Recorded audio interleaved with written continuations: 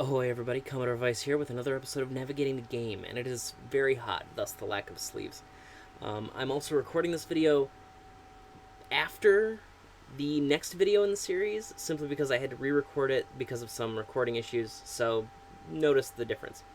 Anyway, I'm Commodore Vice. This is Navigating the Game, where I hope to introduce some of you to new systems, to see if maybe you want to buy them or try playing them, and I teach you how to use them, and I teach you about the worlds that they're set in. This video is actually going to be specifically about hero points and different types of sequences, action and dramatic. So, follow along.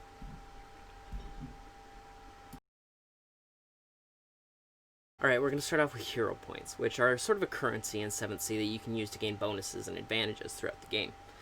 You can get hero points by, well, you get one at the start of each session. You achieve them, or you achieve your hero's hubris, which we'll go over in character creation, which is actually the next video. You simply say, I fail. Now, how this one works is if you enter a risk or a scenario where you would roll, and instead you say, simply look at the GM and say, I fail, you get a hero point, but you don't roll anything, you simply fail the check. Now, the one big advantage here is that you actually get to describe how you fail. Now, try not to describe your failure as an actual win, but like literally describe how you want your character to fail in this scenario, and you get a hero point. You also get them by activating quirks that you get from backgrounds. Once again, next video. You can also get them when your GM decides to buy unused dice. Now, when you roll your dice pool and you make your raises, you might notice that you'll have a spare die that you couldn't make into a group of 10 or 15 or something like that. So those extra die, the GM can actually buy those from you and give you a hero point in exchange, and he'll actually get a danger point. Now, we'll go over danger points in the video after next, where we cover a lot of the GM systems. They're not going to be something that you as a player will necessarily have to worry about, but if you as a GM are curious about them, we'll cover them in that video. Now, the different ways to use hero points. This is where things get a little interesting, because you can actually spend a hero point and gain another D10 to any roll. You can spend a hero point and give another hero a +3 to any roll. Now, in order to do this, you have to describe how your hero is helping their hero, and by spending that hero point, you actually give them an additional 3 dice. You can spend hero points to activate certain advantages, or you can spend them to act while helpless. When your hit point track fills all the way up, you become helpless, and when you're helpless, you can't actually take any actions. You still get to roll for risks and sequences, but you don't actually get to take any of your actions or spend any of those raises unless you spend a hero point first. The next part of this video is talking about sequences. We're going to start off with action sequences. Now, an action sequence is basically what happens when you have multiple characters acting in a risk, or you have multiple risks with multiple characters. It's, think of it this way, in movie terms. A hero running from one side of a burning room to another is a risk.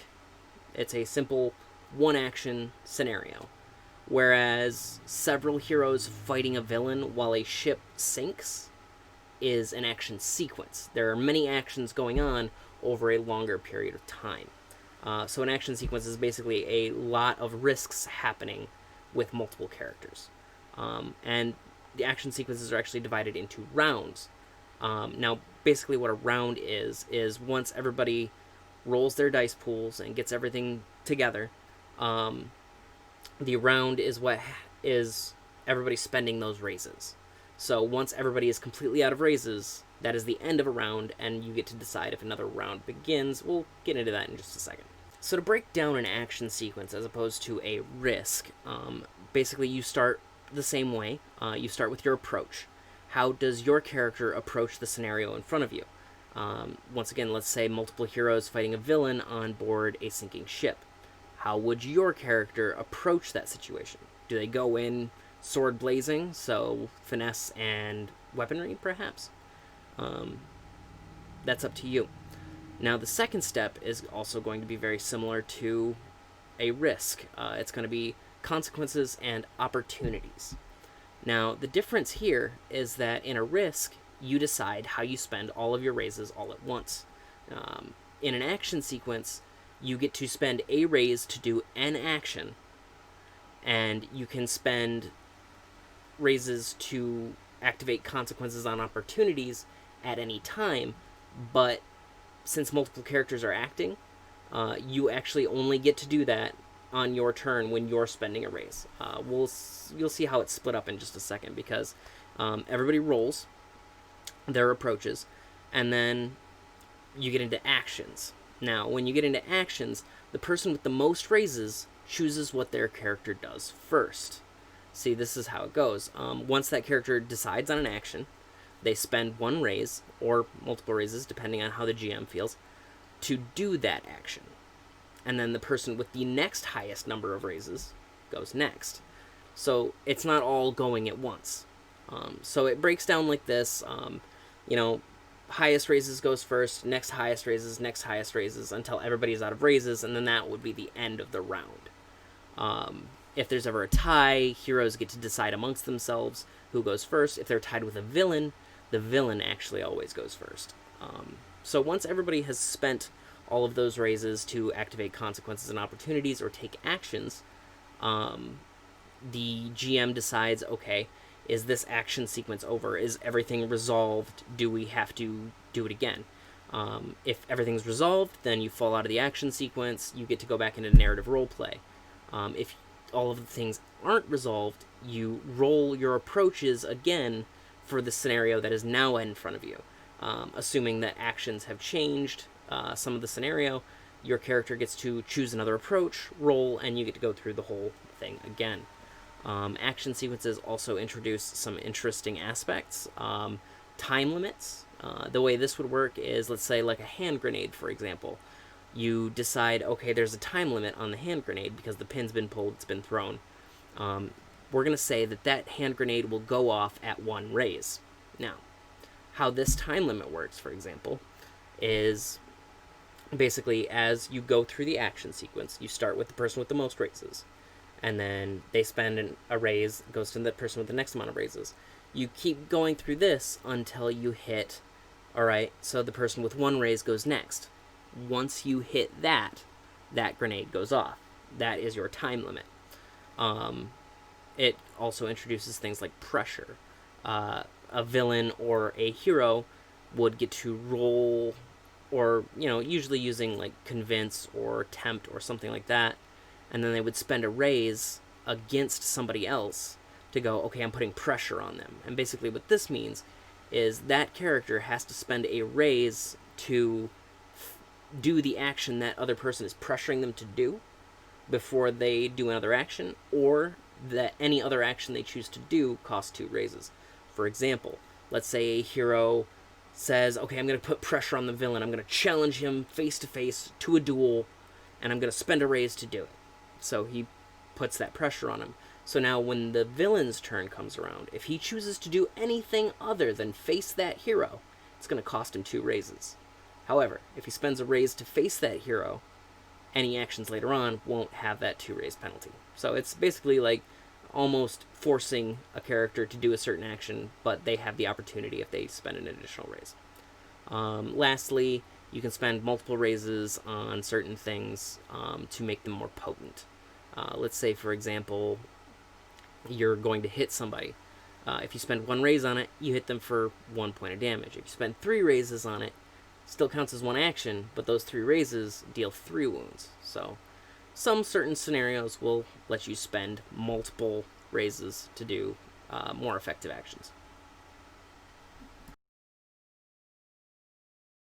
Before we cover dramatic sequences, I want to cover wounds really quick, because action sequences often cover fight scenes or deal with wounds, and I feel like we should cover what wounds are and how they work real quick.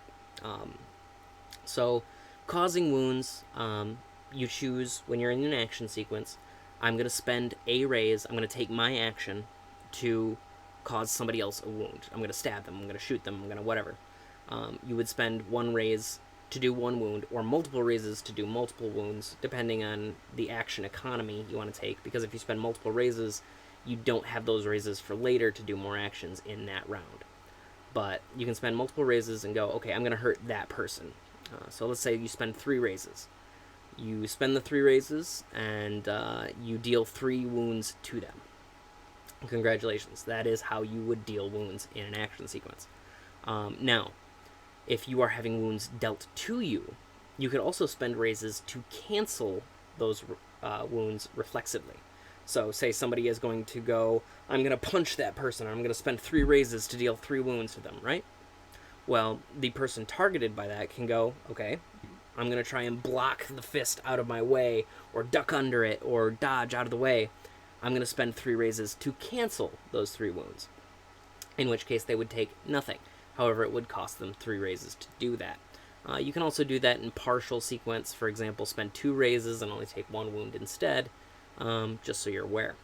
There is also a way to intercept wounds. If you hear somebody is going to take those 3 wounds from a punch, but it's not targeting you, you can go, okay, I'm going to jump in the way and take that punch for my ally, in which case you would spend 3 raises and take those 3 wounds. You'd basically describe how you're jumping in the way and taking the hit for your friend. That would be to intercept wounds. Now, there is special cases. For example, firearms don't deal damage like regular items in 7th C, simply because they're so potent. Like, they're easy to use, they deal a lot of damage, more than a sword typically. So how firearms work is when you spend that raise or multiple raises to deal damage, let's say you spend 3 raises to deal 3 wounds. When it's with a firearm, you also automatically deal 1 critical wound, 1 dramatic wound. So no matter how many raises you spend to shoot that gun, you would deal however many raises you spent in regular wounds, plus 1 dramatic wound automatically. And that's a pretty big bonus. However, firearms do cost 5 raises to actually reload. So you'll have to spend 5 raises between that shot and taking another shot with that same firearm in order to do it again. So it does have a little bit of cost to it. Now, when you're marking wounds, I'll actually have a box right up here to show you how to mark wounds. You will mark them regular wounds all the way up to dramatic wounds. So typically there's 4 regular wounds and then a dramatic wound. If you take 5 damage, 5 wounds, you will mark all the way up to that star. Now, dramatic wounds work a little differently. They are like a regular wound box. If it's already full when you hit a dramatic wound, like if you've taken a dramatic wound from a firearm, but you haven't taken wounds up to that, you'll just skip over it and continue tracking how many wounds you took. But dramatic wounds, when you have taken 1 dramatic wound, your hero is actually more daring and bold. You get a bonus D10 to any rolls you make. Think the hero from Die Hard. He gets beat up, but he's all the more awesome for being beat up. When you take 2 dramatic wounds, however, any villains rolling against you get 2 additional D10. So it begins to wear on you. Now, when you take 3 dramatic wounds, you automatically get 10s explode, which means when you make a roll, if you roll a 10, you get to add another D10 to add more to that roll. And this stacks onto itself. So if you keep rolling 10s, you get to keep adding dice, which is pretty awesome. You've reached the peak of your awesomeness at 3 dramatic wounds. However, if you take another dramatic wound, you become helpless. And helpless, as I've described before, means that when a round comes about, you still get to roll your approach, but you don't get to spend any of your raises to take any actions unless you spend a hero point. Otherwise, you are completely helpless. And also, while you're helpless, a villain can choose to try and kill you. Now, how this would work is a villain would approach your character, spend 1 danger point, once again, we'll cover that in the GM section, and say, I will murder this character, and then spends all of his raises. And any other hero has an opportunity to save that helpless hero by spending all of their raises and describing how they're going to stop them. So it's pretty bad to be helpless, because if nobody stops that villain from murdering that hero by spending a hero point and getting rid of all their raises, they die. Healing is very simple. Once a single scene is done, you heal all of your regular wounds, and then once a session of the game is done, like once you are done with that whole small arc, that whole time at the table, you heal all dramatic wounds between sessions. So healing's pretty simple. Alright, now we're going to hop into dramatic sequences. Dramatic sequences are a lot like action sequences, except more downplayed. Think less like fighting a villain on board a sinking ship, and more of the heroes attending a villain's party. A fight's not likely to break out. It's more of a sneaking around, carousing, sort of tense, but not action-oriented scene. So it's going to work a little bit differently. It's going to have a lot of the same, though. You will figure out an approach, like how are your characters attending this villain's party? How are they going about finding information and investigating this bad guy? And you will roll your dice, and you will create your pool of raises. However, the big difference is, whereas action sequences are divided into rounds, which tell you who goes first, how you spend your raises to do actions, dramatic sequences simply have that pool of raises, and then everybody role plays the scenario. You decide what everybody's doing, who they're talking to, and then when a tense situation comes up, or an activity that they might potentially fail, that's when they spend a raise. For example, let's say individual hero has attended the villain's party but decides to sneak into the villain's office unseen to see what they're working on. That would cost a raise. To sneak into the office unseen costs them a raise. Now, they want to sneak out without being seen. Once again, that costs them a raise. And what they found in there can all be role played out. Who they talk to, how they talk to them, can all be role played out. Raises only need to be spent when it is a matter of, like, are they doing something that could potentially fail? Like, convince somebody to do something, sneak somewhere without being seen, avoid some sort of circumstance. That would require them to spend a raise. Now, unlike action sequences, which once all of your raises are spent, you decide if you get to if you have to roll again and go through another action sequence round to resolve all the situations. Dramatic sequences don't have that. You have your pool of raises, and that is all. Once you are out of those raises, you fail any action that would require you to spend a raise. So let's go back to the person who decided to sneak into the office. If they snuck into the office without being seen and spent their last raise, they can investigate the whole office and all that, and then when they say, well, I want to sneak out without being seen, well, that would cost you them a raise.